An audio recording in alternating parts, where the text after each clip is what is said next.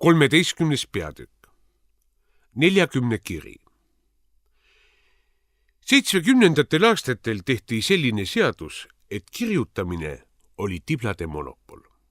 Kõige rohkem tohtis kirjutada Brežnev, kes siis muudkui sirjeldas oma väikest maad ja taassündi. Mina nuuskasin nendesse nina. Eesti haritlased aga läksid ärevaks, sest nendegi näpud himustasid kirjatööd ning igatsesid pastaka diskreetse surve järele.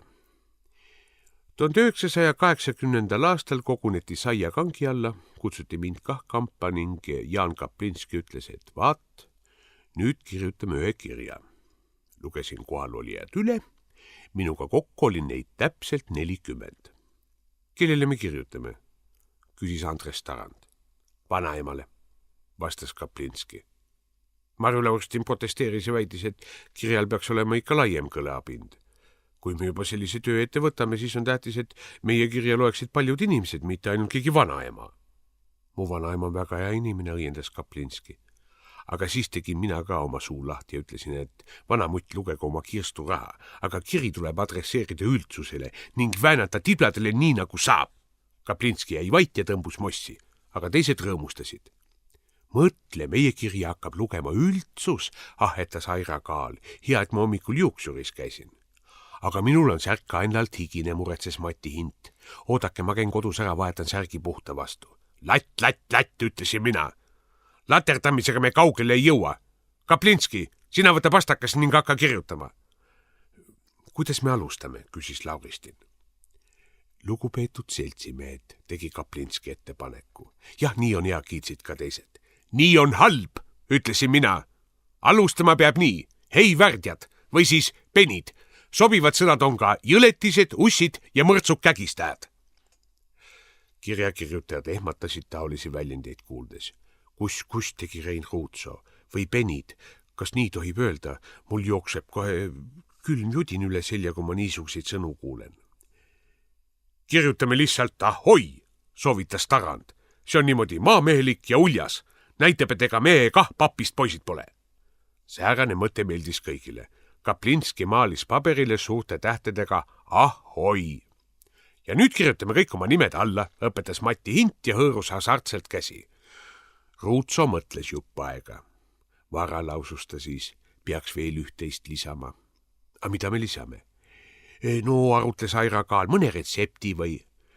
Ma võin kirjutada katkendi tuhkatriinu mängust, pakkus Paul-Erik Rummo. Pigem tähendame üles mõned keelevigurid, ütles Mati Hint ning liigutas kavalalt keelt. Kirjuta Jaan niivisi. Aias 100 saia. Loe nüüd tagurpidi. Aias 100 saia, luges Kaplinski.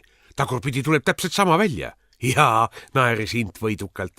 Kui ma esimest korda nägin, ma ka ei suutnud seda uskuda. Aga Paul Ariste ütles mulle, et selles pole midagi kummalist. Vaadake, mustlaskeeles on niisugune sõna.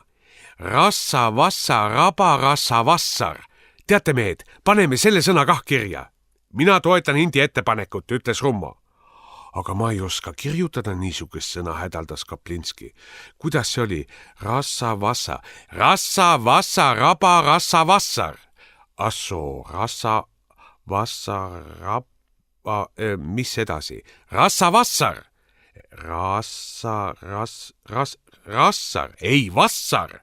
Ja kokku on siis rabasar. Ei, stopp, mis passar? Kus see passar tuli? Tõmba Jaan passar maa. Aja, mul läks sassi. Vassar ikka. Nojah, inimesed, mida te praegu teete? Küsisin ma nördinult. Mis rassarid ja vassarid?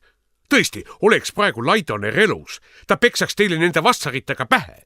Tema ei sallinud niisugust laada palakani. Milleks me oleme siia tulnud? Me oleme tulnud kirjutama. Minu ettepanek on järgmine. Kirjutame verega pärgamendile paar krõbedat sõna, joonistame puusärgi ja surnupea luu ning topime öösel tibladele postkasti. Noh, mis te ütlete? Ei tea... Meil on ikka see ahoi juba kirjas, venitas Kaplinski. Ja siis see rassa, vassar, oli ju nii. Vangutasin pead ja lahkusin hoogsal sammul sellest seltskonnast. Hiljem kuulsin, et nad olid kirja siiski valmis teinud ning et 40 allkirja kokku saada minu asemel soost Fred Jüssi toonud. Jüssi polnud kademees, kirjutas alla ning ruttas laukasse tagasi. Kirjaga pandi valgele tuvile nokka vahele ja aita, kes teab, kuhu loll lind selle viis. Mina aga külastasin tuttavat dissidenti. Mäletate sedasama, kes kandis peas padjapüüri. Dissident oli ametis sellega, et püüdis ise ennast vibuga maha lasta. Mis sa õnnetu teed, küsisin ma süngelt. Hävitan end protestiks nõukogude võimu vastu, vastas dissident ning müttas vibuga elutoa vaibal nagu emakarru oma pojaga. Lõin ma käega ja virutasin ära minnes südametäiega ukse enda järel kinni.